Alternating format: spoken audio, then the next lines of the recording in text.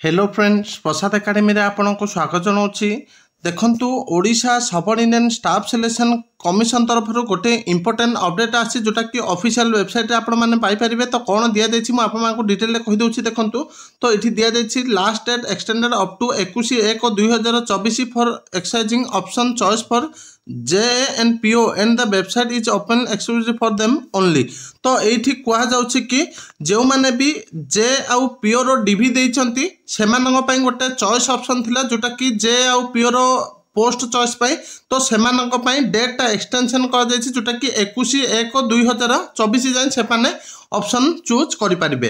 तापर कोन दिया जायछि देखंतु to facilitate such work filling of online application registration for combined recruitment examination 3 and 4 will not possible as the same has been disabled temporarily for the aforesaid period।